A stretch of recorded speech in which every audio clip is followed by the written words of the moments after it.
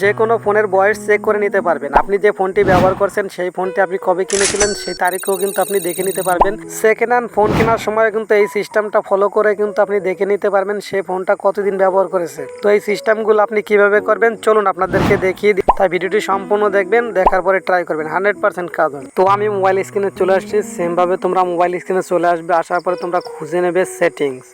তো সিম্পলি তোমরা লক্ষ্য করে দেখতে পাবে এই যে আমার সেটিং অপশন, এই সেটিংসের উপর আমি একটা ক্লিক করে দেবো। ক্লিক করার পরে তোমরা সেটিংটা তোমার সামনে চলে আসবে। আসার পরে তোমরা একটু স্ক্রল করে নিচের দিক চলে আসবে। তো নিচের দিকে আসলে কিন্তু তোমরা দেখতে পাবে লেখা আছে অ্যাবাউট ফোন। এক এক ফোনে কিন্তু এক এক জায়গা থাকবে এই সেটিংগুলো। তো সিম্পলি আমি অ্যাবাউট ফোনের উপর ক্লিক করে দিলাম। দেওয়ার পর তোমরা লক্ষ্য করলে দেখতে পাবে এখানে নিচের দিকে রয়েছে কিন্তু যে এখানে IMEI IP। তো সিম্পলি এটার পর একটা ক্লিক করে দেবে। দেওয়ার পর তোমরা একটু স্ক্রল করে নিচের দিকে আসবে। আসলেই তোমরা এখানে লক্ষ্য করলে দেখতে পাবে যে এখানে লেখা আছে IMEI অন। এখান থেকে যে কোনো একটা IMEI কপি করে নিতে হবে। তো সিম্পলি আমি কপি করে নিলাম। তো এই সিস্টেমগুলো যদি তোমরা না পারো সেক্ষেত্রে কিন্তু তোমরা ডায়াল প্যাড থেকেও এটা করে নিতে পারবে।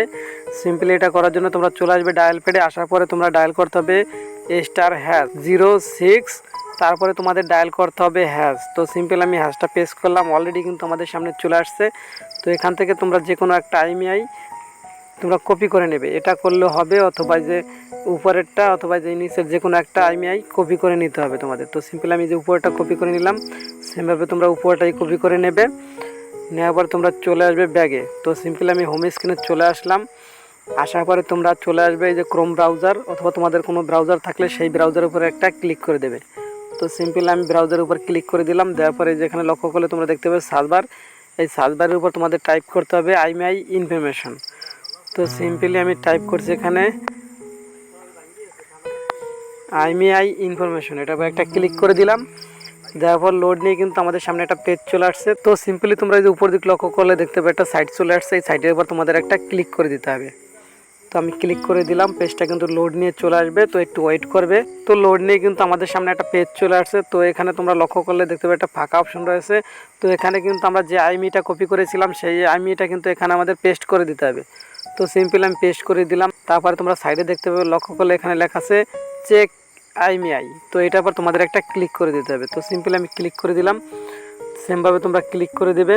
তো অলরেডি কিন্তু লোড নিয়ে কিন্তু আমাদের সামনে একটা পেজ চলে আসছে। তো এখানে কিন্তু তোমরা যে ফোনটা ইউজ করছো সেই ফোনের নামটা কিন্তু এখানে শো হবে। তো তোমরা কিন্তু ফোনের লোগোটাও কিন্তু এখানে দেখে নিতে পারবে। তারপরে তোমরা একটু স্ক্রল করে নিচের দিক চলে আসবে।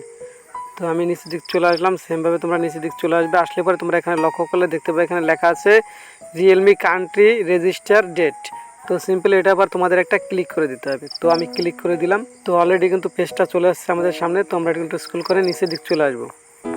তো আসার পরে তোমরা এখানে লক্ষ্য করলে দেখতে পাবে এখানে লেখা আছে check Realme country register date. এটা আবার একটা ক্লিক করে দিতে হবে। তো আমি ক্লিক করে দিলাম। তো লোড নিয়ে কিন্তু নতুন পেজটা চলে আসছে আমাদের সামনে। তোমরা এখানে একটু স্ক্রল করে নিচের দিক চলে আসবে।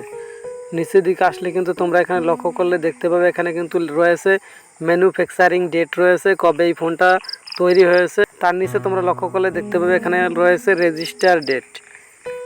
এই ডেটটাই তোমরা ফলো করলে বুঝতে পারবে এই ফোনটা সে কবে রেজিস্টার করেছিল বা সে কবে ফোনটা কিনেছিল।